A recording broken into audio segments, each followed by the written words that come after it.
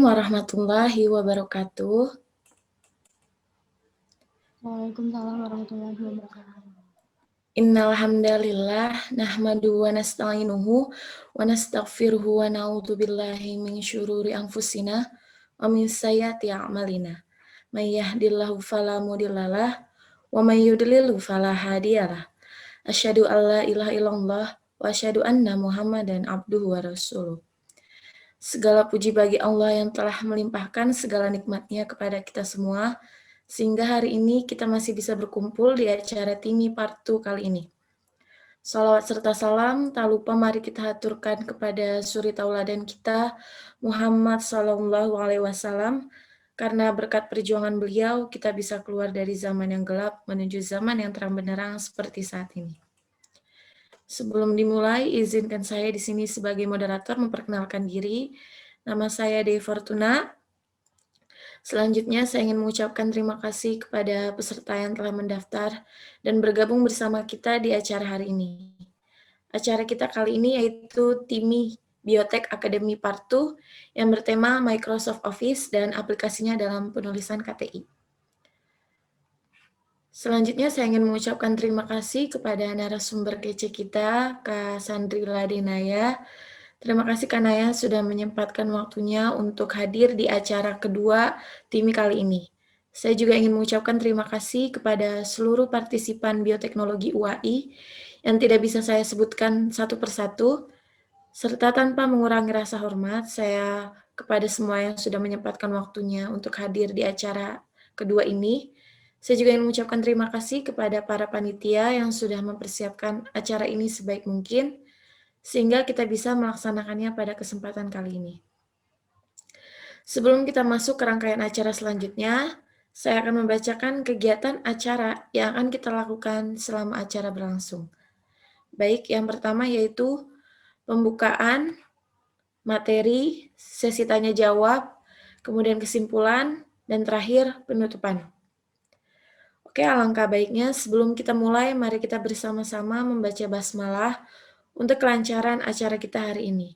Bismillahirrahmanirrahim. Baik, untuk mempersingkat waktu, kita akan langsung masuk ke acara, yaitu perkenalan dengan narasumber yang sudah kita lakukan di pertemuan pertama, dan saya akan menjelaskan untuk pertemuan kedua. Kak Sandrila Denaya akan membawakan materi lanjutan, yaitu penulisan laporan KP dan skripsi. Sebelum dimulai, saya mau jelasin dulu beberapa mekanisme acara yang akan kita laksanakan, dan sesi tanya-jawab nanti ada di akhir. Jadi, mekanisme TIMI kali ini yaitu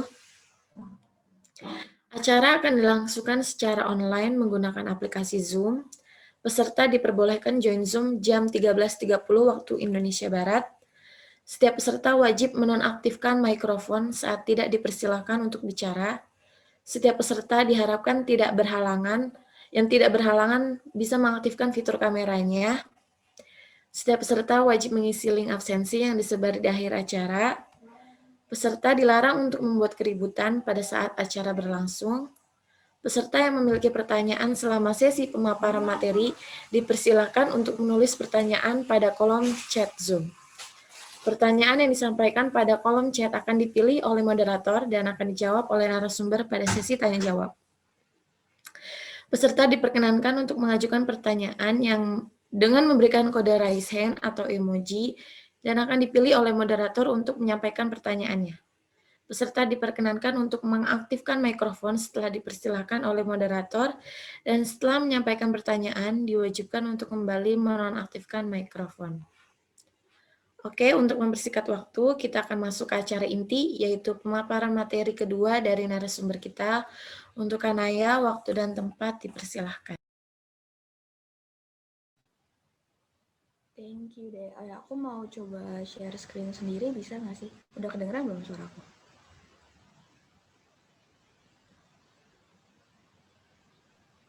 Kedengeran nggak suaranya? Beneran, Kak? Kedengeran kan? Aku mau coba share screen nih, tapi masih disable kayaknya.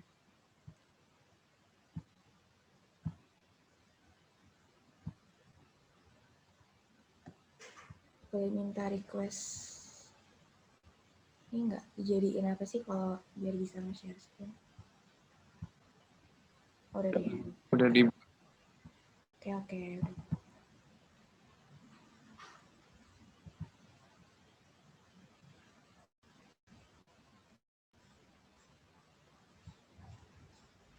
Bentar ya.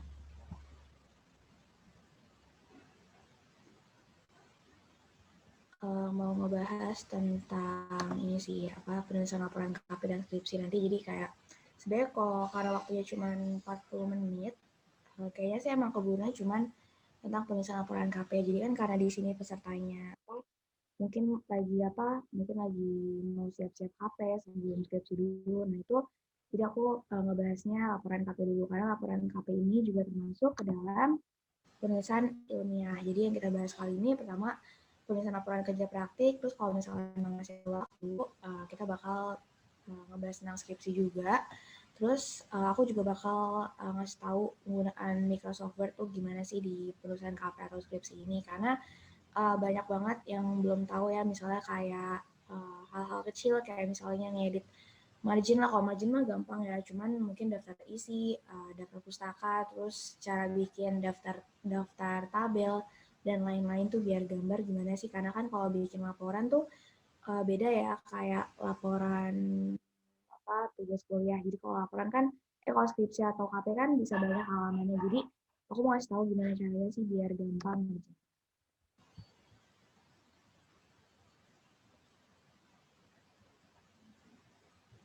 Oke, jadi yang pertama apa itu laporan kerja praktek. Jadi kalau laporan kerja praktek ini dia sama karya tulis ilmiah juga, karena kan dia ini ya bersifat objektif dan hasil dari penelitian kita sendiri.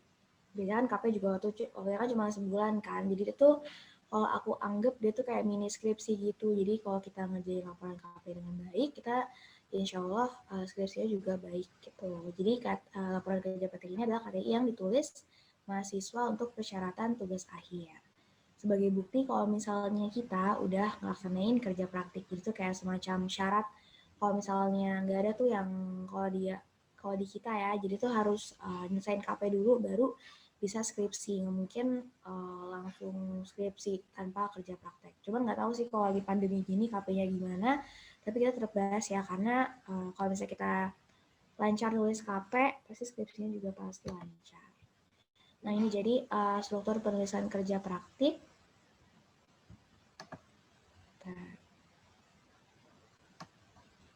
Struktur penulisan kerja praktik itu jadi yang pertama dasar isi. Sebenarnya agak beda dikit sama skripsi sih, bedanya paling cuma di bab 2 doang.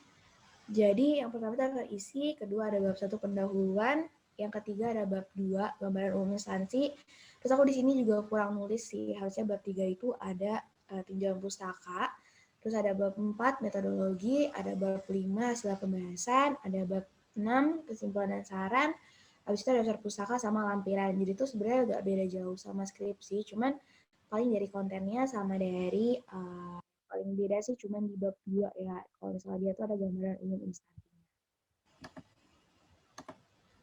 Oke, jadi yang pertama kalau misalnya kita mau mungkin nanti kita bahas secara PPT dulu ya, nanti mungkin kalau mau praktek bisa belakangan. Jadi pertama kita harus ngerti yang namanya set marginnya. Jadi kalau misalnya KP sama skripsi kan ada marginnya sendiri-sendiri ya. Jadi kalau misalnya ngeprint biar rapi itu gimana? Aku sih berapa ya kalau coba aku lihat. Bentar aku lihat. Ini dulu. Jadi pokoknya kalau nge-set margin sebenarnya udah basic banget sih. Cuman mungkin kalau ada yang belum tahu, jadi kita bisa ke layout. Terus di sini kita bisa milih margin. Nah, di sini kita bisa habis klik margin kan kita kan biasanya kalau misalnya margin kan ada settingannya ya. Kalau misalnya nggak ada di customnya ini, kita bisa langsung custom margin aja. Nah ini tinggal sesuaiin sama standar di kampus tuh berapa sih gitu. Biasanya kalau kalau misalnya nulis laporan KP sih dapat ini ya, dapat panduannya dari kampus. Di sini tulisannya tuh dia 4343. Pokoknya nanti sesuaiin aja berapa marginnya. Pokoknya ini salah satu cara sebelum kita ngajain laporan pasti harus paham dulu caranya setting margin. Pokoknya gampang, tinggal layout. terus margin, terus custom margin, langsung deh di ini aja, dicoba-coba sesuai sama peraturan dari kampus. Nah, habis itu yang kedua ada daftar isi. Jadi setelah sebelum pendahuluan itu kan ada yang namanya daftar isi. Nah, biasanya kalau daftar isi ini nih kayak gini, daftar isi, daftar tabel. Jadi kayak di lapangan itu ada tabel apa aja sih? Bisa ada tabel 1, analisa apa, tabel 2 apa. Terus daftar gambar, gambar yang kamu masukin apa. Terus ada juga daftar lampiran, terus ada bab 1 pendahuluan dan lain-lainnya. Nah, ini kan rapi kan. Jadi kan banyak banget yang beberapa, maksudnya banyak banget yang belum tahu caranya gimana sih biar daftar isinya rapi. Kebanyakan kan rata pada ini kan, pada manual atau enggak copy paste aja dari format yang ada di internet. Nah, itu kadang bikin berantakan. Jadi ada caranya sendiri, Anda kasih tahu. Terus selain itu, selain daftar isi, ada juga yang namanya daftar tabel, daftar gambar, sama daftar lampiran. Nah, biasanya kalau yang masih awam banget, mereka tuh kadang kalau di kampus kita, kebetulan tuh kalau di biologi, dia tuh tabelnya nggak ikut. Jadi kan biasanya kalau misalnya daftar isi, makalah biasa kan ada tulisan tabel 1, hasil rata-rata, bla bla bla. Terus gambar 1, gambar 2, gambar 3, kita gambar yang ikut.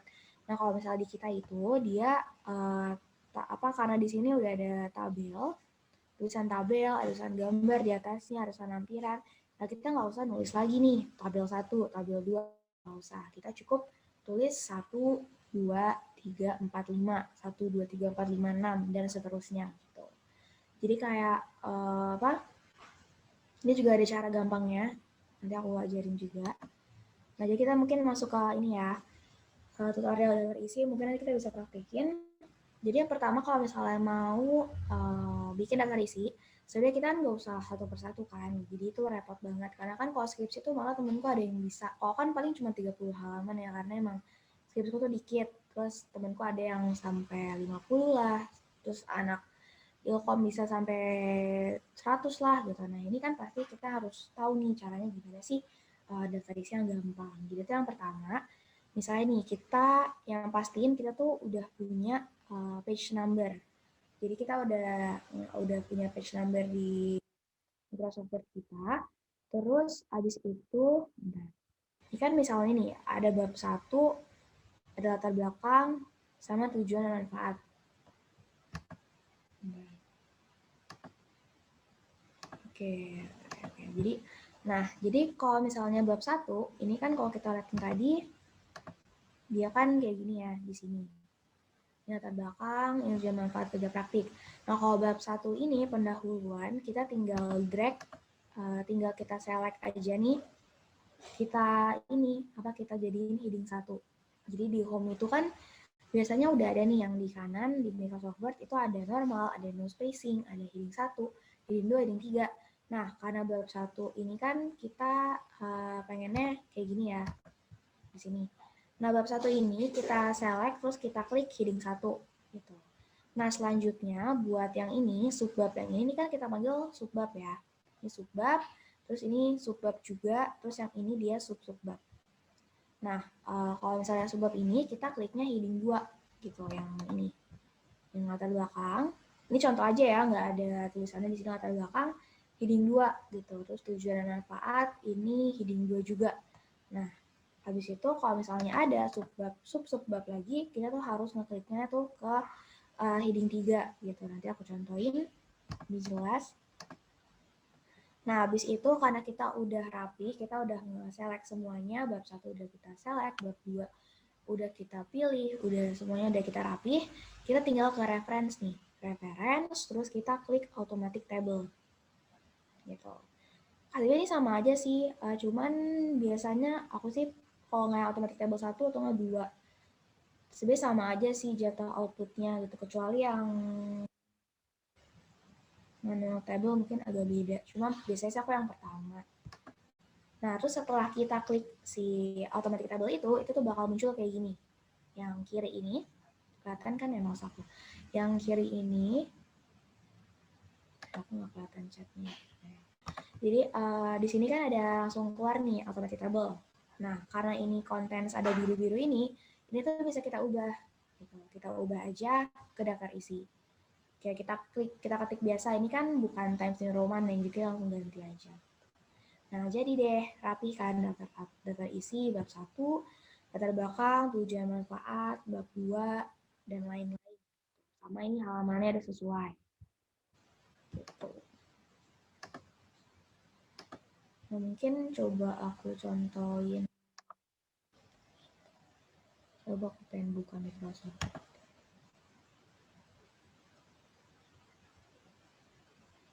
Laptopku agak lemot guys, jadi tunggu ya.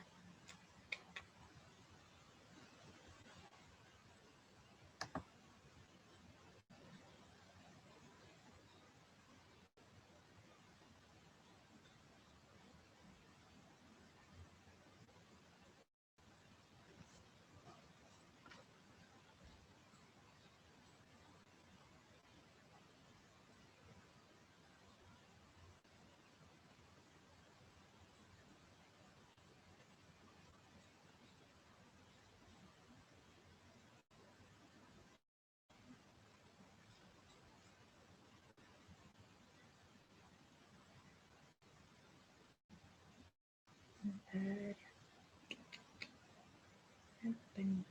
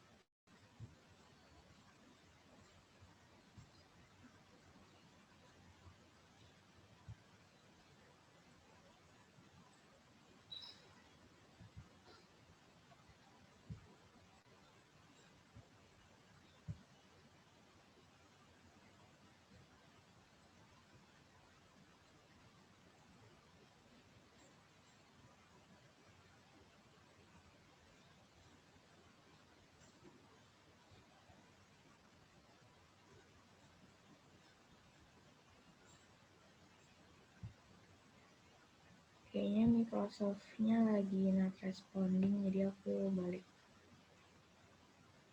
Ya.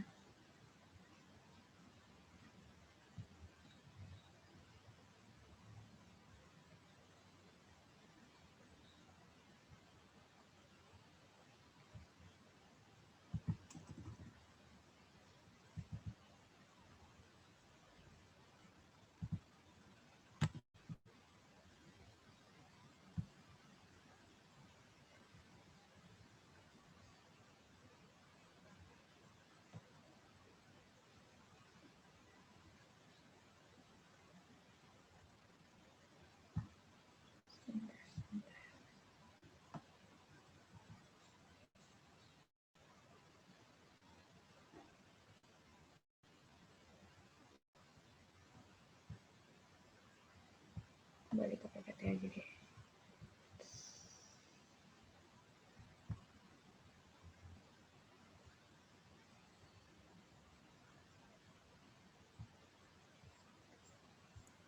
Sebentar ya teman-teman, mungkin sinyalnya masih ini. Iya, laptopku lagi error gitu, jadi ternyata nggak bisa buka dua-duanya, jadi aku balik ke PPT aja ya. Oke.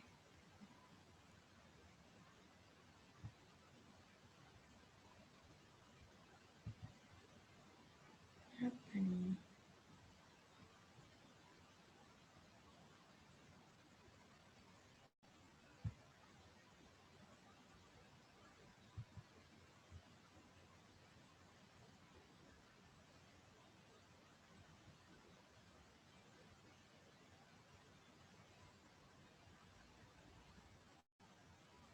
Udah kelihatan belum? Udah Kak. Oke, jadi intinya gitu ya, itu sih buat daftar isi. Pokoknya gampang, tinggal apa? Pakai pastikan udah ada page number, terus bab 1 itu kita catat jadi heading 1, subbab jadi heading 2, sub-subbab jadi heading 3. Nah, habis itu kita tinggal klik reference, terus kita table of content, terus udah nih, klik automatic table, langsung deh jadi ini yang gampang. Nanti kalian, oh ya kalau misalnya nih kalian mau nambah bab lagi atau kalian halamannya ganti, ya udah kalian gak usah manual nulis ininya tuh, misalnya bab 2 geser, misalnya kalian ada revisi nih, terus bab 2 geser jadi halaman keempat, kalian gak usah repot-repot ngedit ini, kalian cukup klik update table aja gitu, yang di sini. Update table, udah deh, terus nanti selesai. Terus abis itu bab 1, jadi latar belakangnya kalau kerja praktik itu sih kayak alasannya kayak latar belakang KB tuh kenapa kita milih topik ini, terus tentang tinjauan pustaka kayak dikit gitu, terus mengapa dilakukan, apa pentingnya, terus gimana, ini tuh prospeknya buat apa sih gitu kalian lakuin. Terus itu ada tujuan dan manfaat kerja praktik. Jadi kalau bedanya sama skripsi sih kalau misalnya di format KP itu dia tujuan dan manfaat tuh digabung kayak jadi cuman konsis dua subbab tujuan dan manfaat. Kalau misalnya skripsi kan dia ada tujuan penelitian, terus subbab lainnya ada manfaat penelitian. Nah kalau misalnya KP ini dia tuh digabung gitu. Jadi kalau tujuan ini destinasi penelitian, maksudnya tuh kayak misalnya kamu KP-nya itu pengen mengetahui kandungan apa di susu gitu misalnya. Nah, itu tujuan kan. Tapi kalau manfaat itu biasanya sih kontribusi apa gitu. Misalnya buat, misalnya tuh kamu tahu kandungan bakteri susu tuh buat kepentingan keamanan pangan. Udah kamu manfaatnya, berarti kontribusi kamu tuh apa gitu tentang penelitian kamu.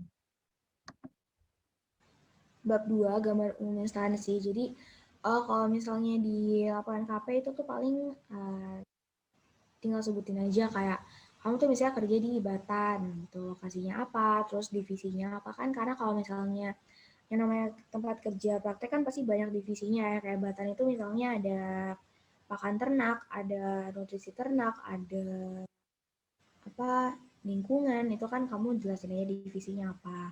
Nah biasanya kalau misalnya kamu jelasin nama instansi, lokasi, sama bagian divisinya dari tempat magang kamu, kita ngomongin laporan magang ya, jadi tuh kalian bisa menggunakan bahasa sendiri. Cuman kalau misalnya visi dan misi perusahaan itu kan juga harus dituliskan kan. Cuman kalau misalnya visi dan misi itu kan kayak bersifat redaksional gitu kan, itu kalimatnya nggak boleh diubah. Jadi kalau misalnya khusus untuk visi dan misi, kalau misalnya lagi nulis laporan magang itu tuh nggak boleh pakai bahasa sendiri. Jadi kamu cukup tulis aja apa yang perlu kamu dapat, tapi kamu tetap nyantumin sumber gitu. Misalkan kalau aku waktu itu kan magang di Batan, udah aku dapat dari website Batan gitu ya. Udah aku nyantumin referensinya ya website Batan gitu.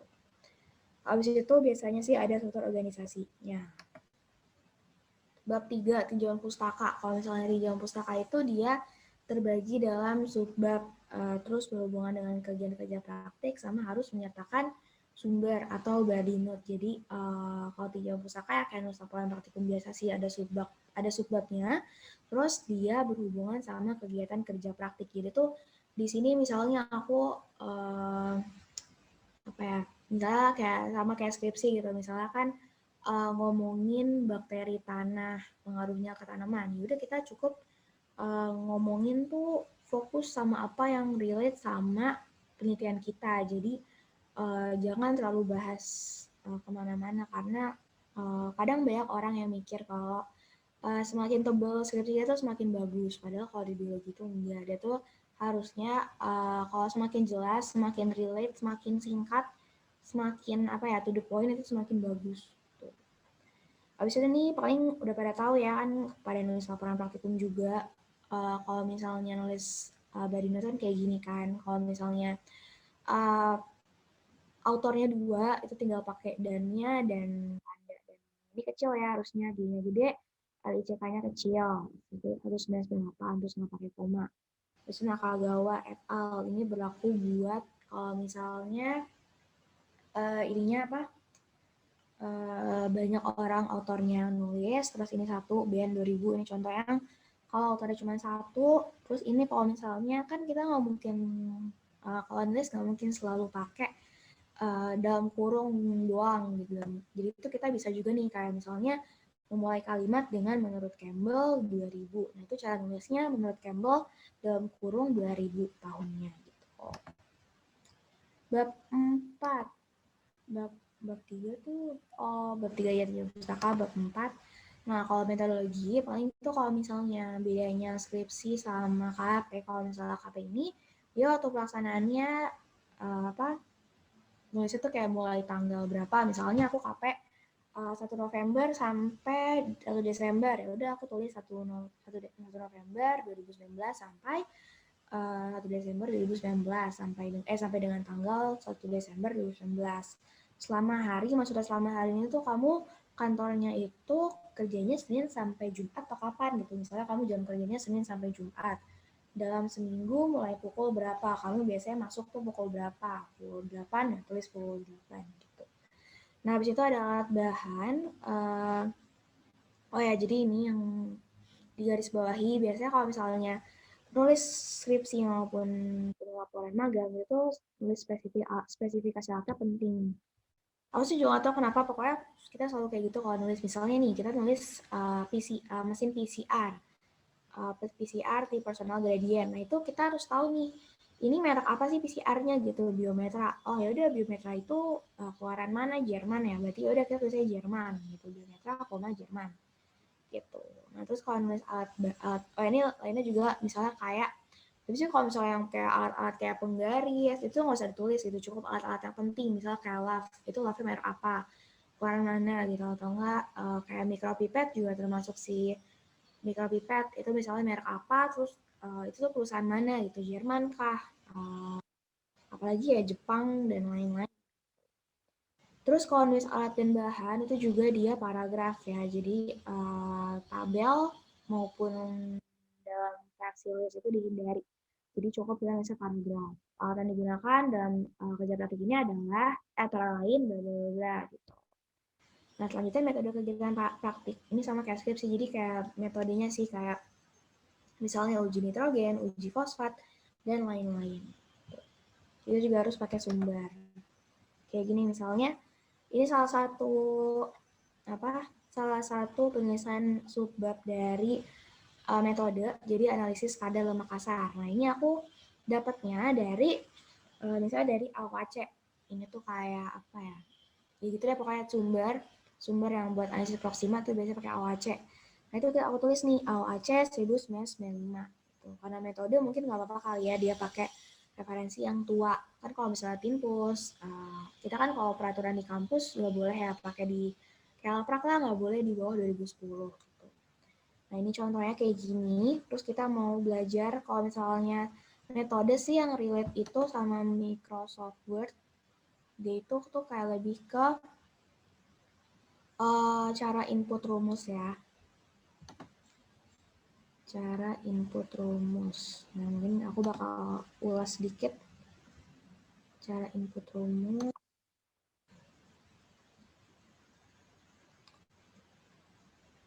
Jadi gini, kalau misalnya input rumus sih gampang. Jadi tinggal kita di home ini, di home lagi. Di tampilan awal ini kita tinggal klik yang namanya insert. Nanti di insert ini bakal ada yang namanya equation. Nah kita langsung aja nih klik equationnya. Terus kita tinggal pilih. Kalau kita sih kebanyakan biologi lebih ke fraction ya, atau pembagian. Jadi kita, misalnya aku mau nulis rumus lemak kasar nih, ya udah aku tinggal pilih fraction, terus jenis kayak gimana sih fractionnya, biasanya kan yang ini yang awal nih. Ya udah aku tinggal klik fraction yang ini. Nanti langsung deh aku bisa nulis, jadi kayak langsung kayak gini keluarnya, terus aku tinggal ketik aja kayak bisa lemak kasar sama dengan W2 kurang W3 per W1 dikali 100% gitu. Nah, nanti kan ini tulisannya masih default yang di Microsoft Word kan, itu masih miring gitu. Nah, ini kalian tenang aja, ini kalian bisa ubah. Jadi ntar tinggal ke home, terus nanti ada fontnya gitu. Ada fontnya, kalian tinggal balikin non italic, terus Times New Roman gitu. Ada chat nggak ya? Aku nggak bisa lihat chatnya deh.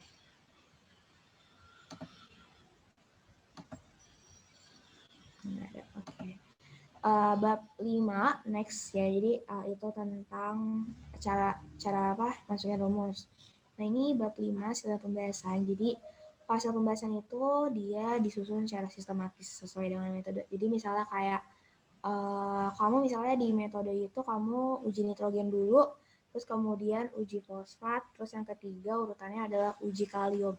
Ya udah, di pembahasan itu kalian harus secara sistematis juga. Kalau misalnya di bab metodenya itu kalian uji nitrogen dulu, ya udah selanjutnya kalian harus nulisnya uji fosfat juga. Terus abis itu next baru uji kalium. Jadi harus secara sistematis berdasarkan atau sesuai dengan metode. Nah, ini cara penyajian tabel. Biasanya kalau huruf dalam tabel itu dia 11. Pokoknya nanti kalau misalnya masalah ukuran fontnya, terus spasinya itu semua udah ada guideline-nya dari prodi gitu. Nah, aku mungkin di sini bakal ngebahas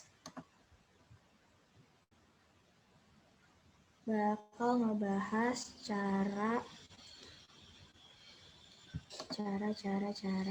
nulis tabel sama kelihatan gambar. Jadi kalau misalnya kayak laporan praktikum sih, jadi kalau misalnya tabel itu biasa kayak gini, nggak ada garis-garis di outside-nya, outside tabel, di inside juga nggak ada. Terus biasanya tuh yang dalam tabel ini dia tuh ukurannya 11 fontnya, terus spasinya 1.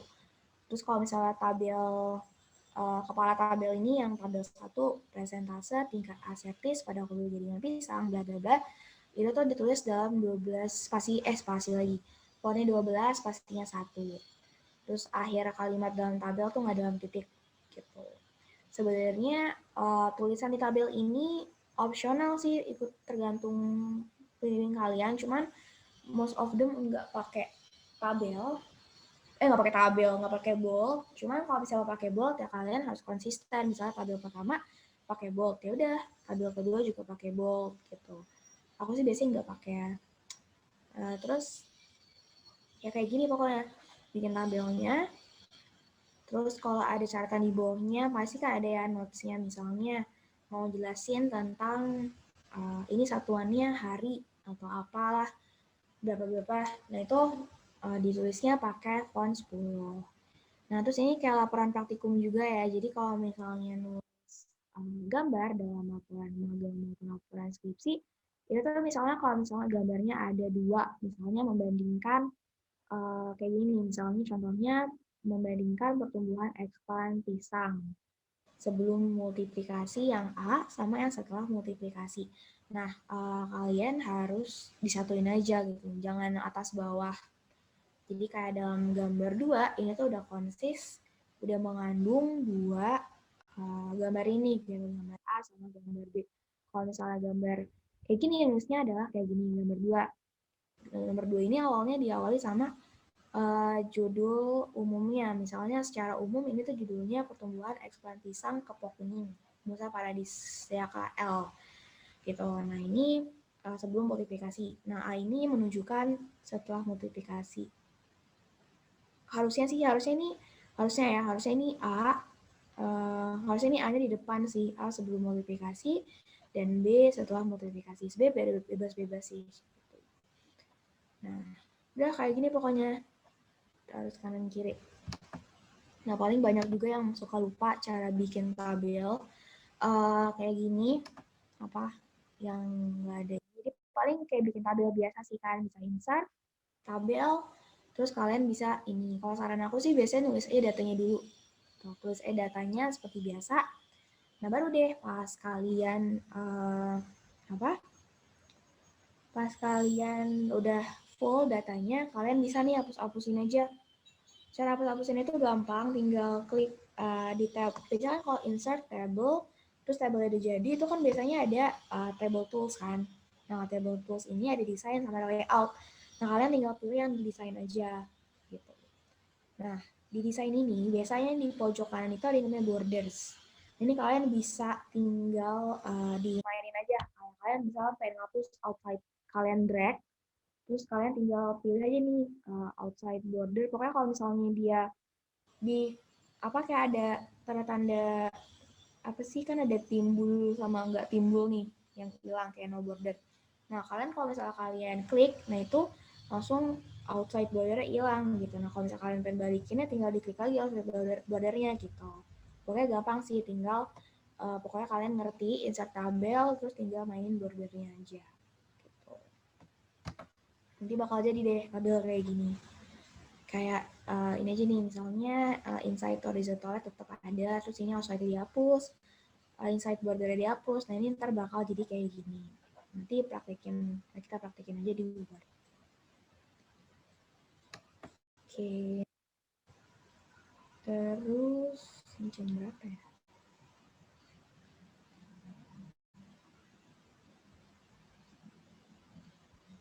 Oke. Terus abis itu penulisan tabel dan gambar. Nah ini kalau selain itu, yang penting selain tadi kan kita juga udah belajar tentang ini cetakku nggak kelihatan. Abis itu kan kita udah belajar tentang nulis gambar kan. Nah penting juga nih yang namanya kalau misalnya kita nulis gambar di laporan itu gak usah manual. Biasanya kita kalau misalnya malesnya tahu kita tuh kayak tinggal insert text box terus kita masukin ke gambar kan. Nah sebenarnya cara itu tuh salah.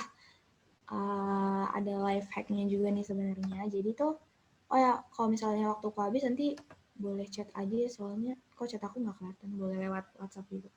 Oh ya, terus jadi itu misalnya nih kita ada gambar, kita bisa aja nih insert captionnya dengan cara kita pilih reference, habis itu kita, oh ya jangan lupa apa sih namanya, ketikan kita atau yang kita klik di bawah gambarnya dulu, habis itu kita klik reference, nah habis itu reference kita ada insert caption nih, insert caption yang aku tunjuk ini, kelihatan kan yang aku tunjuk. Nah, di insert caption ini kita klik, terus langsung keluarin nih caption, terus bisa langsung muncul nih. Nah, biasanya karena ini kan udah default dari Microsoft Word-nya kan, biasanya tuh bahasa Inggris gitu. Nah, karena kita mau nulisnya gambar, jadi kita tinggal klik new label aja gitu. New label, terus udah deh kita masukin gambar, karena kita pengennya apa nih captionnya gitu. Kenapa aku caption sih. Terus kalian juga bisa milih below atau above. Jadi kalau ini kan below kan di bawah. Kita bisa klik aja below, kita klik OK. Udah deh, terus kita tulis nih, kita ketik gambar 1 bla bla bla bla bla gitu. Langsung jadi kayak gini gitu. Gambar 1 isolat bakteri H+4 misalnya gitu. Pokoknya gampang, tinggal reference, terus insert caption, udah deh muncul deh, tinggal new label, oke, selesai. Nah, nanti outputnya bakal kayak gini, disesuaikan aja. Oh ya, kalau misalnya ada salah-salah tulis juga ini kalian bisa edit ya. Yang penting gambar satunya kan tetap nih, nanti kalian bisa edit. Ini kayak gini sih misalnya kalau aku pribadi waktu itu nulisnya kayak gini, tulisan keterangan gambarnya. Jadi gambar 4, ini secara umumnya apa? Menggambarkan apa sih gambarnya? Ini menggambarkan aku lagi analisa bahan kimia organik gitu. Nah yaudah gambar A ini tuh apa? Gambar B ini apa? A ini tuh penimbangan sampel pakan. Terus yang B ini adalah proses pengabuan bahan organik. Kayak gitu sih captionnya. Nah, terus sebenarnya ada alasannya sih kenapa kita nggak text box aja sih, ribet deh insert caption kayak gitu. Sebenarnya itu ada alasannya, malah si insert caption itu mempermudah kita sih harusnya gitu. Nah, bisa kayak gini nih. Kalau misalnya kita udah jago nih nge-insert captionnya, kita tuh bisa bikin daftar gambar yang coba aku lihat ya, yang ini nih, kita bisa bikin kayak gini otomatis gitu. Jadi kita nggak usah satu persatu ngetik, kita tuh bisa otomatis kalau kita udah jago nge-insert captionnya. Gimana caranya? Kita bikin daftar tabel, daftar gambar. Nah, bedanya kalau tadi kan daftar isi itu dia lebih ke table of content ya, ngekliknya. Nah, kalau misalnya kita mau bikin daftar gambar seperti ini, nah kita tuh cukup klik di pilihan ini kan ada reference ya. Nah, di reference ini kita tinggal klik aja nih, insert apa nih? Oh ya, nih reference, terus kita klik insert table of figures gitu. Yang ini ya, insert table of figures. Nah, habis itu pas kita klik, ini langsung muncul nih table of figures-nya gitu. Nah, karena tadi kan kita nge-new labelnya itu baru gambar ya, jadi kita pilih, kita sebenarnya nggak usah di ini banget, yang ini paling format, caption labelnya yang kita mainin di sini. Kalau kita pengen bikin daftar gambar. Ya udah karena kita tadi udah insert caption itu gambar, kita pilihnya ini yang gambar gitu. Nah, terus kita klik OK. Nah, setelah kita klik OK, dia tuh bakal otomatis bakal kayak gini gitu. Kecuali daftar gambar ini, biasanya daftar gambarnya kita tulis sendiri gitu. Biasanya ini kayak yang tadi masih cuman biru-biru lah, tulisan apalah. Nah, ini tinggal kita delete aja. Udah deh, tinggal bakal kayak gini. Kita tinggal ngasih nama daftar gambar aja.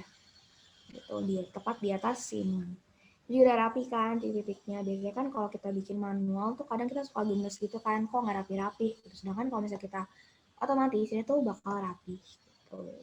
Jadi ini ya cara buat daftar gambar. Tadi kan selain daftar gambar itu ada daftar lampiran sama daftar tabel ya. Nah, daftar tabel itu sebenarnya juga bisa kita bikinin caption kayak gini. Jadi caranya tuh sama kayak yang tadi. New label juga misalnya ada tabel. Kita boleh nih insert, terus insert caption tapi dia yang above. Karena kan kalau tabel itu captionnya di atas ya. Jadi above selected item, udah ada kita bikin, terus nanti pas kita mau bikin daftar gambar, nanti bakal muncul. Tinggal tinggal reference, insert table of figures, terus kita tinggal pilih tabel di sini. Biasanya ntar kita ada kalau udah bikin. Gitu. Nah, itu bakal muncul daftar tabel juga. Nanti bisa kita praktekin. Terus bab 6, kesimpulan dan saran. Jadi paling kalau kesimpulan ini sama kayak yang aku bilang pas awal pertemuan itu, dia tuh jawaban atas tujuan. Tuh, dia tuh mencangkup keseluruhan informasi yang ada dari peristiwa pembahasan. Pokoknya harus menjawab tujuan deh. Kalau tujuannya mengetahui pengaruh apa, bisa mengetahui pengaruh pemberian obat kemencit. Ya udah nanti kesimpulannya itu kalian harus jelasin pengaruhnya apa sih, apakah ada pengaruh baik, pengaruh buruk, nggak berpengaruh, itu tuh kalian harus masukin kesimpulan. Terus kalau saran itu sih kegiatan KP selanjutnya sih kira-kira apa yang bisa diteliti lagi, terus apa yang kurang dari KP kamu yang bisa yang bisa dilanjutin sama orang, nah itu sarannya. Ya aku tinggal berapa menit lagi ya? 14.25. Oke. Paling ini daftar pusaka. Jadi kalau daftar pusaka itu kita pakai kan tipenya banyak ya. Kalau kita tuh pakai tipe Harvard gitu. Jadi ini contohnya penulisan penulisan jurnal. Ini nama penulisnya, terus ada tahun jurnal dikeluarinnya, terus ada judulnya. Terus ini plan visual ini adalah ini ya kalau misalnya di jurnal kan biasanya ada ini ya, journal of bla bla bla bla bla, terus ada apa bla bla bla, ada plan visual gitu. Nah itu biasanya kalau journal of itu nggak usah tulis, jadi kalian cukup tulis plan visualnya. Nanti mungkin kita bisa praktekin ya kalau ada contoh jurnalnya, terus ini 124, oh ya 124 itu dia volumenya, terus 1540 itu halaman awal sampai halaman akhir. Nah, ini ada contoh penulisan dafus berupa instansi. Ini sama ya, instansinya apa, terus tahunnya, judulnya, sama kota penerbitnya, sama penerbit. Terus selanjutnya ada daftar pustaka buku dengan 2 orang penulis. Itu biasanya tinggal koma aja sih, nggak pakai dan. Ada tahunnya, ada judul bukunya, kalau ini buku ya, terus ada kotanya, sama ada penerbitnya siapa. Misalnya kalau di Indonesia kan Gramedia lah, terus Yogyakarta Press, dan lain-lain. Terus kalau ini contoh penulisan daftar buku terjemahan, paling kalau terjemahan ini beda sama buku biasa, ada tulisan editornya tuh penerjemahnya siapa, gitu. Penerjemahnya Rodin DB, terus di akhir paling ada terjemahan dari apa. Terus ini ada daftar 8 penelitian, cuma kita agak jarang ya kalau di laprak orang. Terus ini kalau banyak penulis, tulis semua ya. Kecuali kalau body note-nya itu dia et al aja. Tapi kalau misalnya ini di daftarnya itu dia ditulis aja semuanya.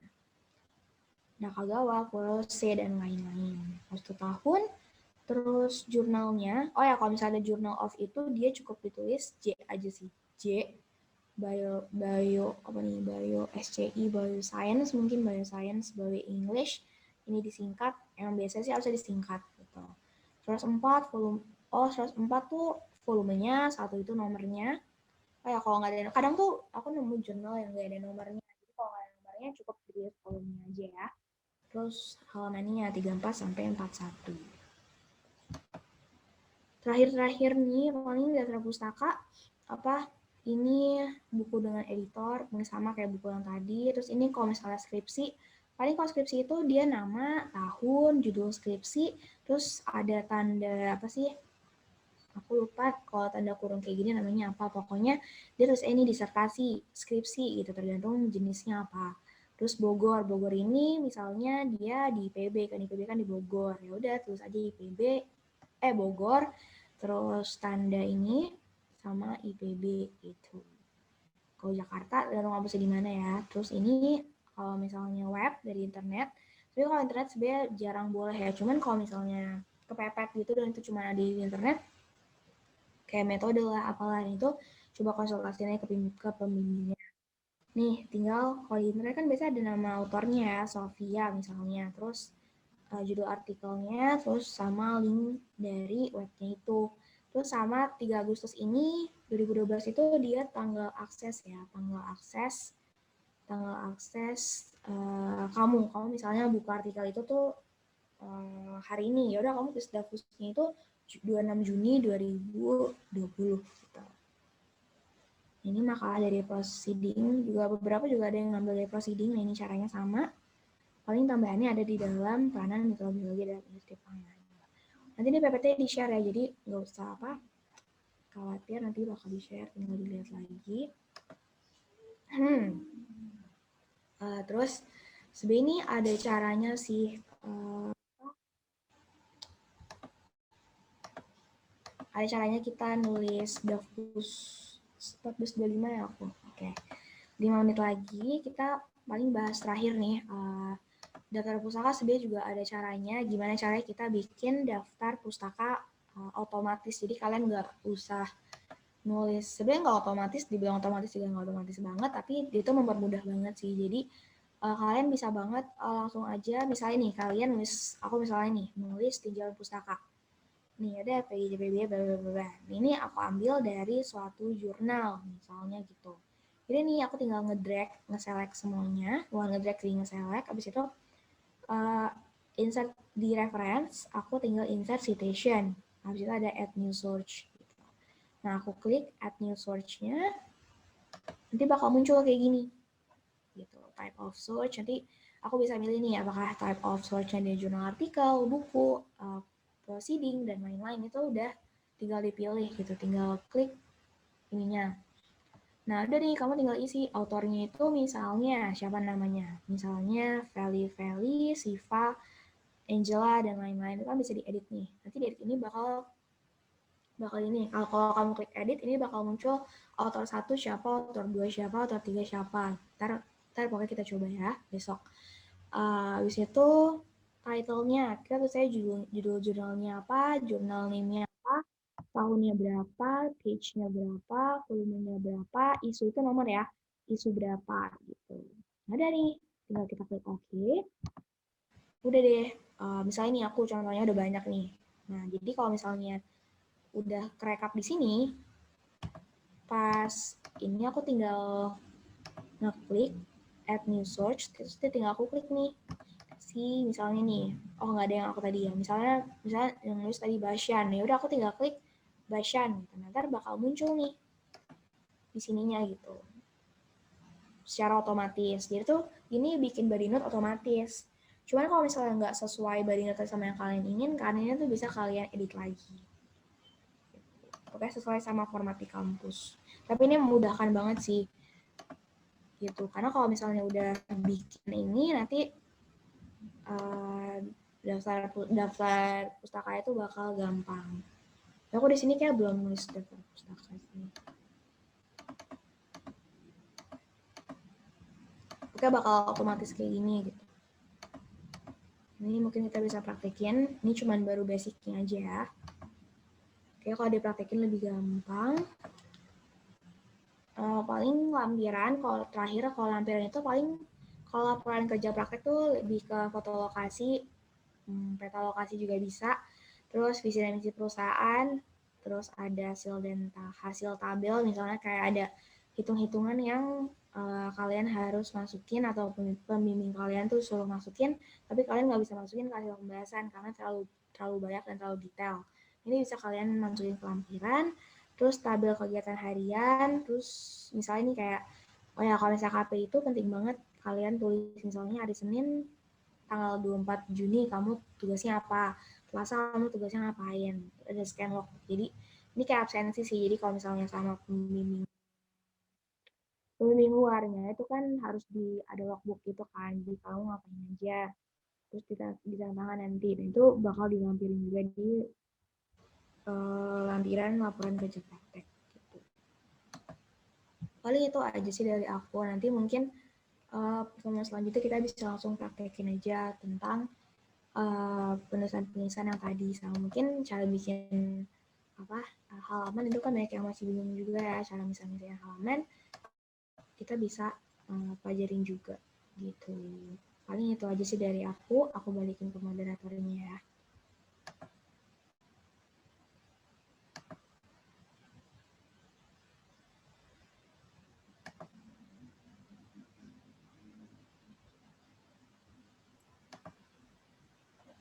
Mungkin sudah ya Kak Naya untuk pemaparan materinya. Udah sampai 14.25 kan ya tadi. Oke. Untuk mempersingkat waktu, kita akan masuk ke sesi selanjutnya, yaitu sesi tanya-jawab. Mungkin dari peserta ada pertanyaan yang ingin ditanya. Untuk yang ingin bertanya bisa langsung klik tombol raise hand, biar nanti langsung ditunjuk untuk memberikan pertanyaan atau bisa ditulis di kolom chat. Baik, peserta disilakan untuk bertanya.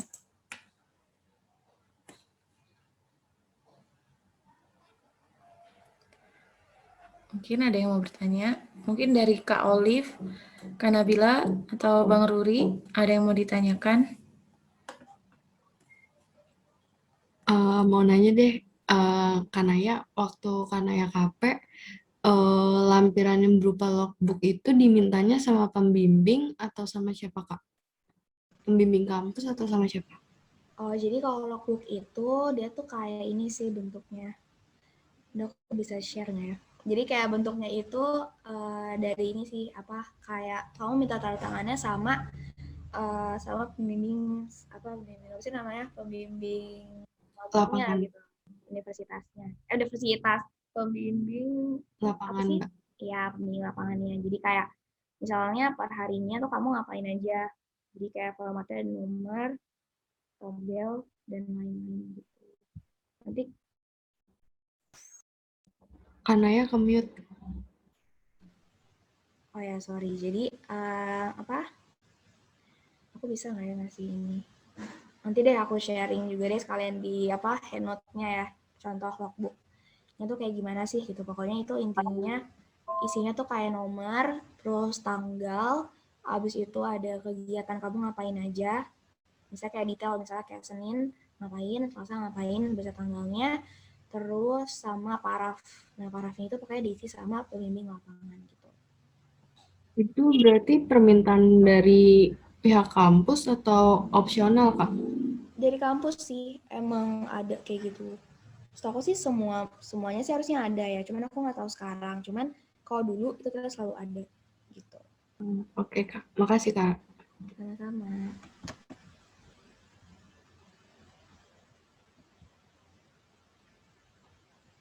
Mungkin dari yang lainnya ada yang ingin bertanya.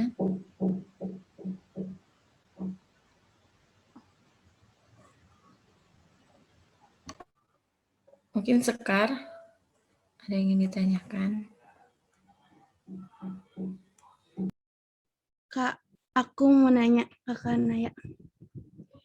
Kan tadi yang kalau nggak salah di alat sama bahan ya, kan Kak Naya bilang kalau alatnya itu harus ditulis gitu kan nih Kak, mereknya. Itu Ya. kenapa Kak harus ditulis? Aku juga nggak tahu sih kenapa, jadi kayak emang peraturannya itu dari apa sih, kan kita kalau misalnya KP atau skripsi kan ada ini ya, ada kayak handbooknya gitu.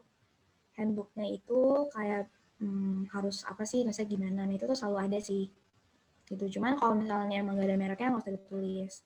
Aku juga nggak tahu kenapa sih, buat apa, cuman biasanya kita nulis. Nggak pernah Oh, jelasin juga sih. berarti aturan dari prodi kita ya, Kak? Atau Iya, dari Oh iya, iya. Terus tadi ini Kak yang di daftar pustaka. Itu tadi nama jurnalnya itu kayak misalkan jurnal sains. Itu kan jadinya disingkat jadi J gitu. Itu kenapa disingkat Kak? Format dari prodi kita atau gimana? enggak sih, emang itu kayaknya emang format Harvard. Kita kan pakai format Harvard kan. Setahu aku sih emang kalau di mana-mana di kampus lain juga nulisnya sih disingkat. Cuman sebenarnya dulu tuh aku juga pernah nggak disingkat, itu tuh nggak apa-apa sih.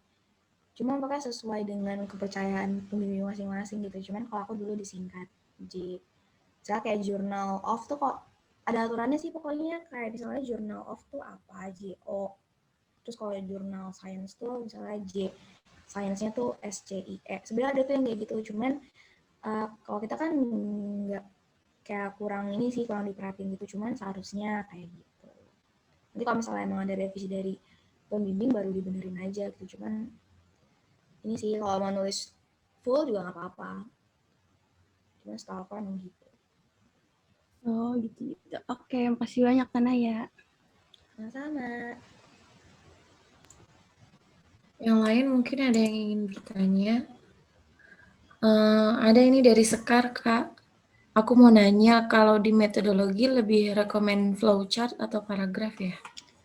Oke, jadi kalau misalnya laporan KP itu sih aku nggak, kalau flowchart itu boleh, tapi dia lebih ke ini, pembuka. Jadi kayak misalnya alat dan bahan, terus habis alat dan bahan itu sebelum metode, alat dan bahan, terus metode, habis itu kamu kasih flowchart. Tapi flowchartnya itu flowchart keseluruhan, misalnya apa itu, kalau misalnya di kita itu manggilnya alur alur apa alir ya, alur penelitian gitu. Jadi misalnya ini deskripsi kamu, mungkin besok bisa aku sharing ya tentang flowchartnya. Jadi apa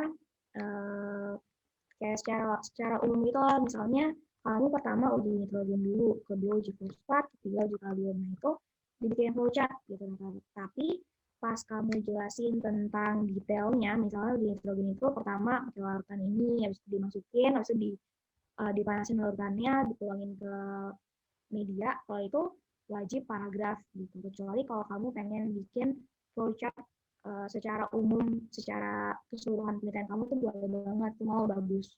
Malah aku saranin tuh kalau misalnya skripsi, kalau aku sih dulu selalu pas sidang itu aku tampilin gitu loh kayak flowchartnya. Jadi ya orang tuh nangkep kayak kayak pembimbing tuh, kayak penguji tuh tahu kalau kita tuh paham kenapa kita ngelakuin apa apa sih ngelakuin ini semua gitu.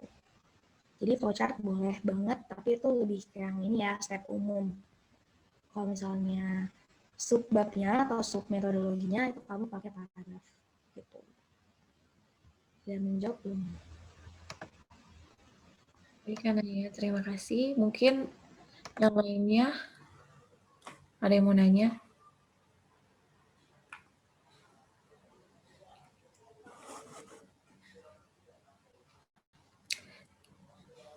Ada lagi nih Kak yang mau nanya. Kak Naya izin tanya dari Kak Narisa, kalau Davpus berarti nggak ada minimal tahunnya ya untuk KP atau skripsi?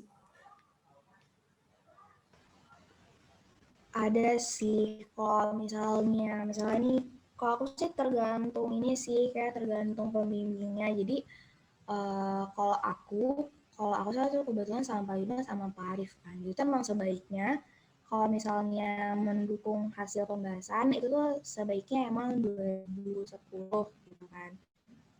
Paling pas 10 tahun terakhir deh, berarti 2011 ya kalau dari sekarang, 2021 kurang. Itu tahun berapa sih? Pokoknya 10 tahun terakhir gitu kan. Apa apa ya 10 tahun terakhir. Nah, tapi kalau misalnya menurut aku banyak banget orang yang stuck, uh, kayak ini gue nggak nemu-nemu nih gitu, karena kalian boleh bicarain aja sama pembimbingnya gitu. Misalnya tinjauan pustaka kan emang teori plak yang ditemuin dari zaman dulu gitu. Ya udah kalian bisa konsultasi ke pembimbing aja, misalnya kalian udah desperate terus nemunya tuh yang tahun 2000. Ya kalian omong aja, Bu, saya ini ya pakai yang 2000 karena ini gitu. Tapi ada beberapa dosen yang nggak pentingin itu sih, bebas dari tahun berapa aja. Cuman emang kelihatan lebih cantik dan lebih apa ya, lebih update kalau misalnya kita 10 tahun terakhir sih. Cuman kecuali ya kayak aku tadi, metode itu aku ambil tahun 1900-an karena emang metodenya ditemuinnya tahun 1900. Kayak gitu tuh boleh. Gitu. Itu sih paling dari aku. Dan menjawab belum? Oke, sama-sama. Ada dari peserta masih ada yang mau nanya lagi?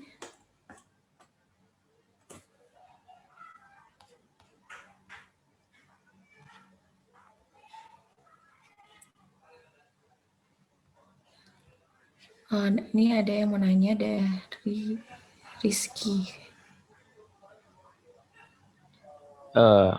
Izin masuk Kak, boleh bertanya? Boleh. Ini di bagian tadi bab 3 tinjauan pustaka kan dijelasin tadi kalau dari tinjauan pustaka itu ada subbabnya ya. Berarti kalau misalkan kita nelitinya itu masalah kayak bakteri yang ada di sungai misalkan, berarti kita ngejelasin satu-satu bakterinya itu apa, sungainya itu seperti apa, kayak gitu Kak?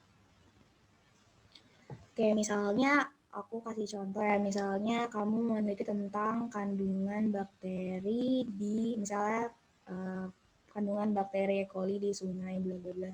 Jadi kamu bisa aja nih, metodenya tujuan pusakanya itu yang pertama bahas tentang, kan itu bakteri ini ya, bakteri air. Apa sih? Kalau bakteri air kan namanya bakteri coliform. Jadi kamu bisa bahas sejauh pustakanya tentang bakteri coliform gitu. Nah itu kamu kan udah dapet tuh banyak bakteri coliform apa definisinya, terus tentang bakteri coliform itu ada apa aja sih gitu.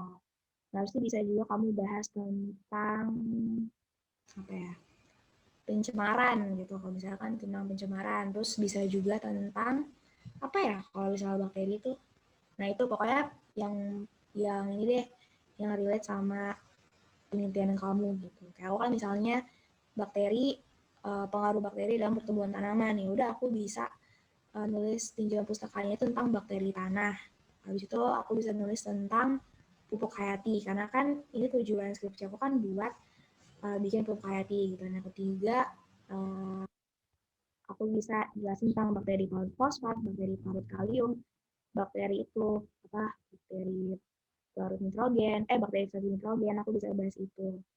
Terus bisa juga bahas tentang mikroorganisme tanah secara keseluruhan. Orang relate aja gitu. Jangan misalnya kamu penelitian tentang bakteri air, terus kamu bahas pembahasannya itu bakteri tanah. Intinya nggak kayak gitu sih. Gitu. Kayak harus tetap relate. Udah menjawab belum? Mungkin nanya lagi Kak dikit. Boleh. Itu kan katanya dibagi dalam subbab. Nah itu berarti dibikin misalkan bagian, misalkan ya Kak, 3.1 itu bakterinya apa, kita jelasin satu-satu, terus selesai dari bakteri ke 3.2 ngejelasin tentang sungai itu sebagai habitat apa gitu, boleh Kak?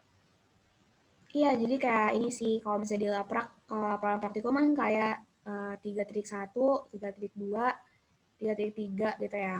Sebenarnya jarang sih yang 3.1 itu jarang. Cuman kalau misalnya di penyusunan skripsi pun kita nggak pakai 3.1 gitu ya, jadi kayak langsung ini aja, langsung penyusunan subbabnya aja gitu. Kalau laporan praktikum kita pakai 3.1, 3.2 gitu. Cuma nanti kalau misalnya di laporan magang atau laporan skripsi itu nggak pakai 3.1. Mungkin nanti bisa aku kasih contoh lagi ya di pertemuan selanjutnya. Oke, baik Dan Kak, menjawab terima belum? kasih. Ya sama-sama. Ini ada lagi dari Dira ya. Ada pertanyaan terakhir untuk dari Kak Dira.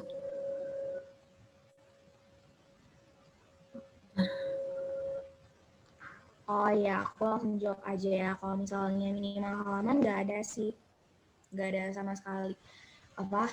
Kalau nggak salah aku juga cuman antara 30 sampai 40 gitu sih. Soalnya nggak apa ya, kecil kalau misalnya kalian ke perpustakaan, nanti kalau misalnya pandemi udah selesai, kalian main ke perpustakaan itu juga kalau laporan skripsi biologi itu tipis-tipis, beda kayak laporan skripsi fisip gitu. Jadi nggak ada ini sih, nggak ada bagus enggaknya. Skripsi yang bagus tuh biasanya kalau kalian nulisnya rapi, jelas, sesuai dengan kaidahnya, terus menjawab tujuan, kalian bisa nyimpulin dengan baik, terus kalian nulisnya rapi, apalagi terus kalian pas presentasi, pas sidang juga bisa jawab dengan baik, kalian bisa nyajiin PPT dengan baik, nah itu bagus. Jadi kalau halaman banyak gitu, nggak ada minimal. Tapi yang aku tahu, kalau misalnya tinjauan pustaka itu nggak boleh lebih banyak daripada hasil pembahasan gitu. Jadi sebenarnya kalau misalnya kalian bisa nyajiin tinjauan pustaka dengan singkat itu juga bagus sih. Setahu aku pokoknya kalau tinjauan pustaka nggak boleh lebih banyak halamannya daripada hasil pembahasan. Karena kan yang penting itu hasil pembahasannya. Paling itu sih Dira Syafira dan menjawab belum.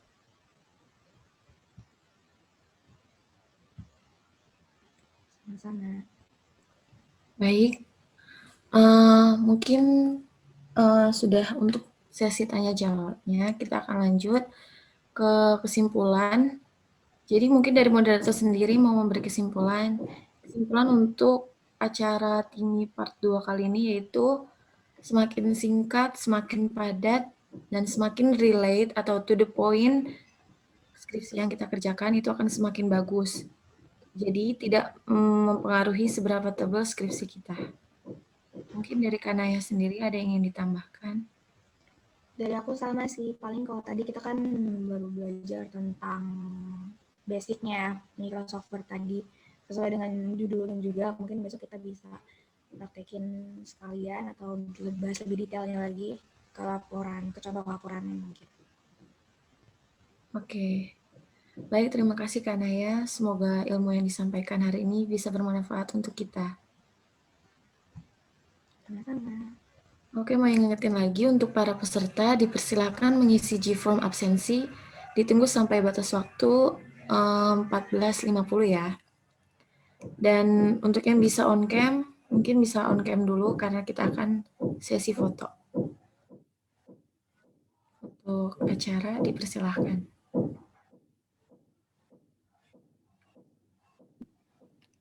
On cam dulu ya.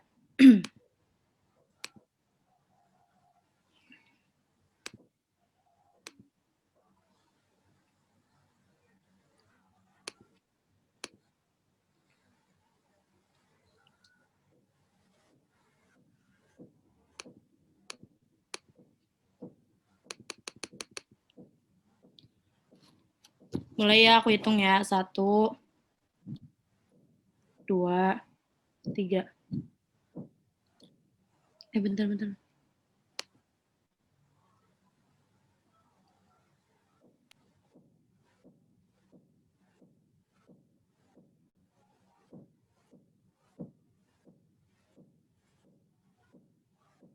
Satu lagi ya, slide selanjutnya.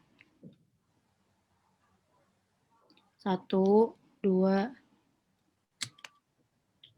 3.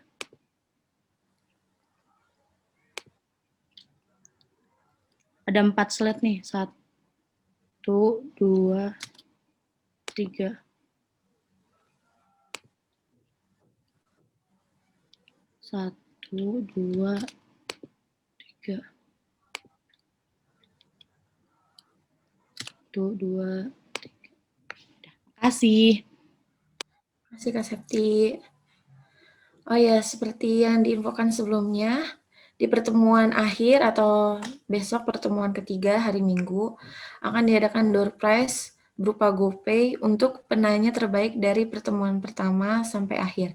Jadi jangan lupa untuk terus aktif dan ikutin acara sampai akhir ya.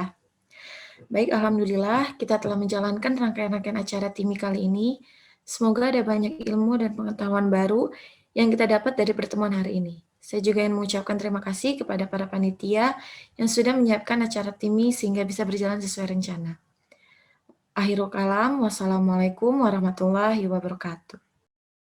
Waalaikumsalam warahmatullahi wabarakatuh. Wabarakatuh. Masih banyak kan Naya. Makasih banyak kan ya. Sama-sama. Iya Bang Kakak yang udah hadir. Ditunggu besok. Iya ya. Terima kasih semua.